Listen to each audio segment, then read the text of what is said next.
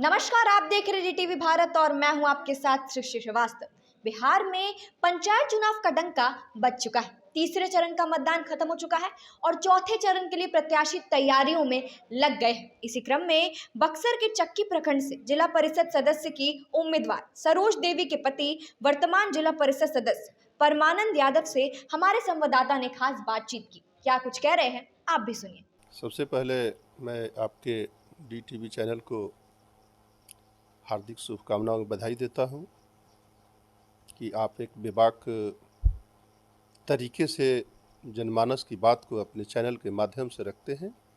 इसके लिए आपको बहुत बहुत धन्यवाद। अगर 5 साल के आपके कार्यकाल की अगर हम बात कर लें, कौन कौन से ऐसे कार्य थे जो कि पूर्व में नहीं हो पाए और आपके कार्यकाल में हुए?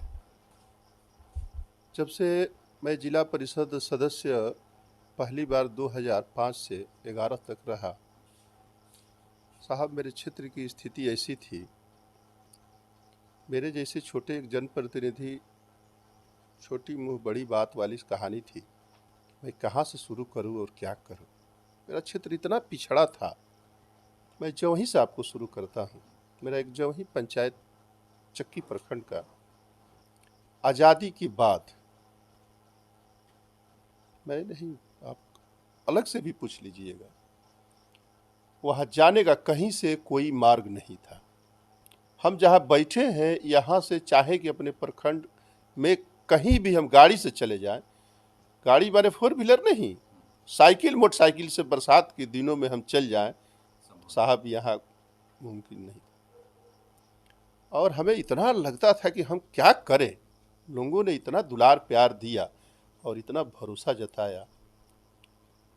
जौही की कहानी है कि हम एक बार, हमारे एक मित्र हैं मनभरण यादव, अमीन साहब, उनकी माँ गिर गई और उनका कमर में टूट गया बेचारी। तो कहे कि बाबू हम हमरा के तनी थोड़ा सा गाड़ी के व्यवस्था करो, हमरा माई के देखा दो।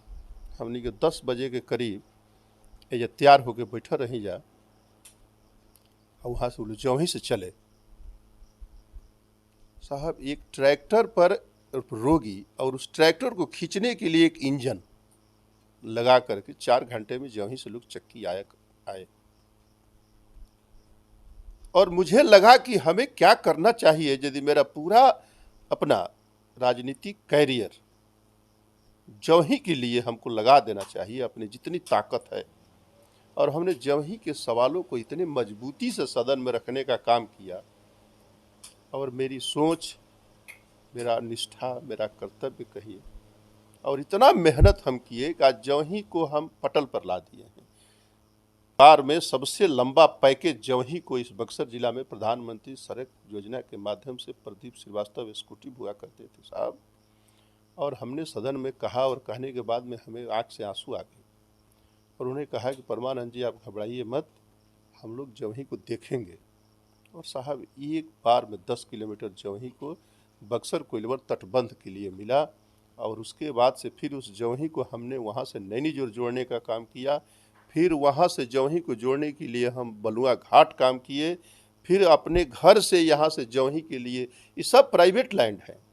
बक्सर कोइलवर तटबंध छोड़ करके जितने भी सड़क निर्माण का काम हुआ है, हमने आपसे उनसे कह करके, हाथ जोड़ करके, भीख मांग करके साहब विकास की, हाँ जौही को। उसके बाद से आज़ादी के बाद हेंदापुरे गांव है, वहाँ के स्वामीनाथ तिवारी सुरेंद्र पाणे टाटा के MD हुआ करते थे। हमारे डॉक्टर स्वामीनाथ तिवारी के ससुराल भी वहीं है।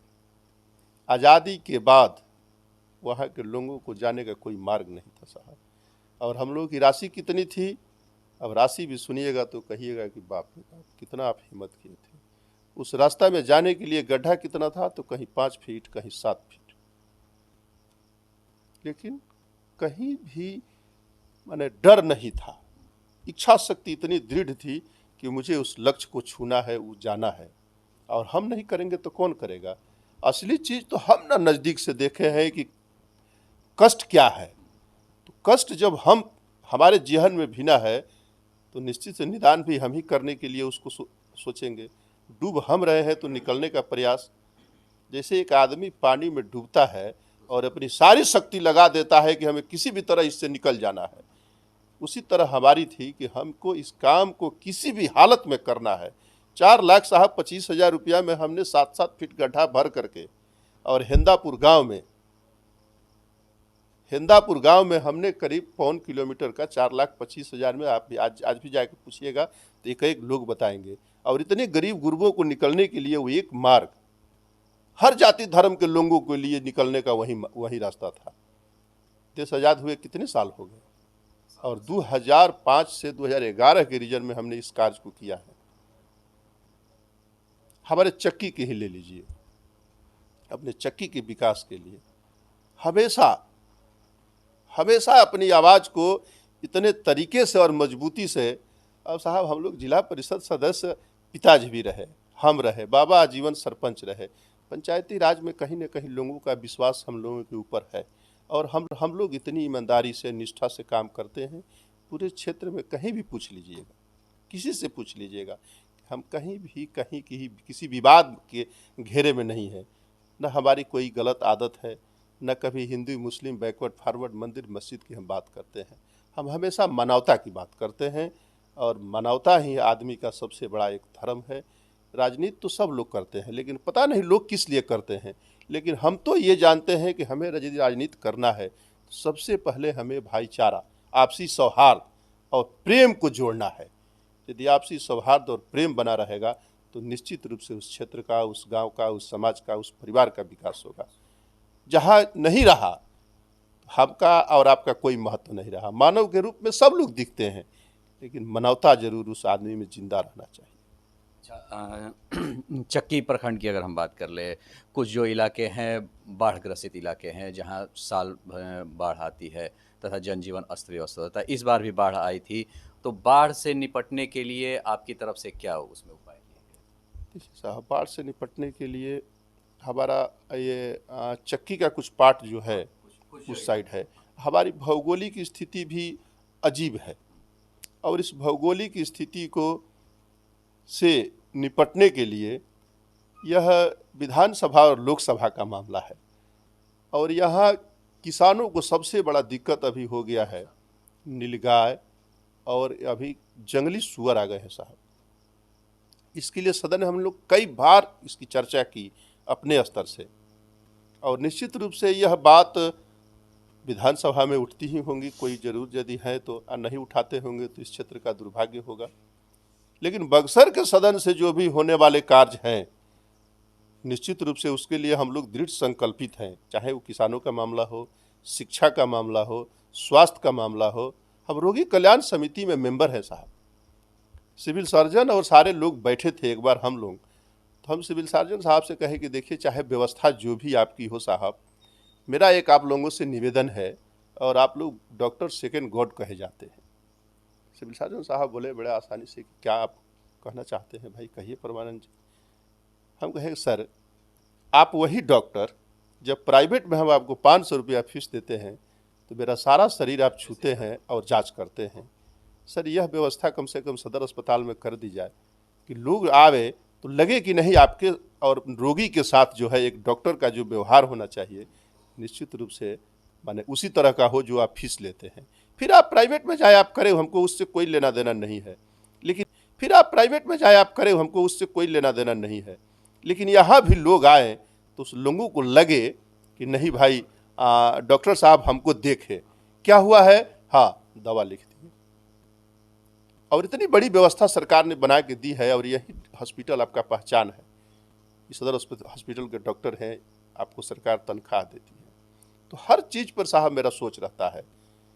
हम हमेशा शिक्षक लोगों से कहते हैं, देखिए भाई, आपको जिम्मेवारी मिली है, आप अपनी जिम्मेवारी का निर्वहन निश्चित रूप से अच्छे से होना चाहिए। आप नहीं करते हैं तो आप गलत हैं। इस बार आपकी पत्नी जो है वो चुनावी मैदान में है, सरोज देवी जी, तो ऐसा मतलब क्यों इस बार आप चुनावी मैदान में नहीं होकर के अपनी पत्नी को आप चुनावी मैदान में उतार? अब हम लोग मेंबर बहुत दिन रहे, और क्षेत्र की आवाज़ है कि आप चेयरमैन का आप उम्मीदवार बनिए। हम लोगों से कहे कि साहब, हम तो चेयरमैन महिला रिजर्व है, और महिला रिजर्व होगा तो हम कैसे बन सकते हैं, हम तो बन नहीं सकते हैं, हम तो एक मेंबर का ही भूमिका में रहेंगे। तो हम कहे कि भाई पत्नी को लड़ाना पड़ेगा, तो लोग कहे कि क्या हो गया, पूरा लोग लड़ रहे हैं, रिजर्वेशन है तो यही पत्नी हो जाए, एथी हो जाए तो नहीं लड़ेगी, आप लड़ाइए। तब लोगों की आवाज़ को सुन करके हमें लगा कि नहीं भाई, जनमानस की आवाज़ है, और निश्चित रूप से हम लोग 4 बार दूसरे को चेयरमैन बनाने का काम किए हैं, और लगता है कि चेयरमैन लोग कैसे बनते हैं या क्या इसमें है। तो जब मेंबर की भूमिका हम अच्छी तरह से निभाना जानते हैं, तो यदि आप लोगों का आशीर्वाद रहा तो वो भी भूमिका हम बहुत अच्छा से निभा करके लोगों को दिखा देंगे। और बक्सर जिले में ऐसा जो काम है, चेयरमैन की ही भूमिका में हमें लगता है कि अनुभवहीन लोग बहुत रहे यहाँ, कभी किसी की इच्छा शक्ति नहीं बनी। देखिए, लोग राजनीति किस लिए करते हैं, हम बार बार ये बात कहते हैं, किस लिए करते हैं यह जेहन में होना चाहिए। पैसा कमाना यदि उद्देश्य है, व्यवसाय कीजिए। राजनीति करना यदि उद्देश्य है, सेवा करना है, क्षेत्र की समस्या से जूझना है, तो एकदम निश्चित रूप से उसके लिए संकल्पित होकर आप कीजिए। इसलिए कि हम अपनी पूजा पाठ करते हैं ना, तो हम संकल्प लेते हैं कि हम इस काम को, है भगवान, करने जा रहे हैं, आप मदद कीजिए। तो इसी तरह राजनीति में भी संकल्पित होकर के करना चाहिए। जिले में बहुत सारे काम है जो जिला परिषद के माध्यम से होना चाहिए। अभी देखिए, जल नल हम लोगों का चल रहा है, हम अभी गली गली घूम रहे हैं। हम घूमते हैं तो ये नहीं कि वोट मांगते हैं, हम घूमते हैं तो देखते हैं कि मेरे इलाके का कौन सा महत्वपूर्ण काम अभी तक नहीं हुआ। हमारे यहाँ लीलाधरपुर एक गांव है, लीलाधरपुर गांव में एक दलित बस्ती है। साहब, हमने कलेक्टर को भी बोला, हमने डीडीसी, वहाँ का मुखिया एक अजीत सिंह, पता नहीं उनको वोट भी लोग देते हैं, लेकिन क्या बेईमानी है। आज भी चलिएगा, बरसात हुआ है साहब, पानी लगा है, और हमसे लोग सवाल करते हैं कि आपने क्यों नहीं कराया। आपसे हम लोग कहे थे, हमने 4 बार लिख करके दिया। उनके यहाँ आता है एनओसी के लिए पंचायत में मुखिया के यहाँ, मुखिया जी ने कह दिया कि हमने सारे दलित बस्ती का पानी अपने खेत के रास्ते से निकलवा दिया है। अभी प्रेस कॉन्फ्रेंस ऐसी था, वीडियो कॉन्फ्रेंसिंग था, हमने डीएम साहब से कहा, साहब क्या बेईमानी हो रही, वो गरीबों का क्या है, कभी भी कोई बड़ा हादसा हो सकता है, बड़ा महामारी हो सकती है, बीमारी हो सकती है, उनकी पानी तो निकाल दीजिए। वहीं बगल में धर्मावती नदी है और मात्र 100 मीटर का भी फासला नहीं है, और हमको एनओसी कई बार मांगे, जिला परिषद से हम प्रयास करके निकाल देते, तो वहाँ के मुखिया द्वारा एनओसी नहीं दिया जाता है उस कार्य को कराने के लिए। तो हम घूमते हैं तो खाली वोट नहीं मांगते हैं, हम घूमते हैं तो देखते हैं कि मेरे लायक सबसे जरूरी काम इस क्षेत्र में क्या है और क्या हो सकता है, और इसमें हम क्या कर सकते हैं। विद्यालय है, उसकी सफाई नहीं है, गली नली की सफाई नहीं है। तो साहब, अब लोग किस लिए करते हैं।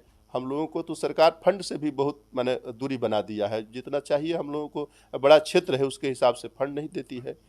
लेकिन उसमें भी जितना बड़ा बड़ा काम है, वो चाहे प्रधानमंत्री सड़क से हो, मुख्यमंत्री सड़क से हो, नबार्ड से हो, पीएमजीएसवाई से हो, या जीटीएसएनवाई योजना से हो, जिससे हो उस टोला मोहल्ला का जोड़ना हो, उस काम के लिए हमको किसी से कोई कहने की ज़रूरत नहीं पड़ती है। हम बेबाक होकर के अपनी बात को रखते हैं और उस पदाधिकारी से अपने क्षेत्र की समस्या को उससे करवाते हैं।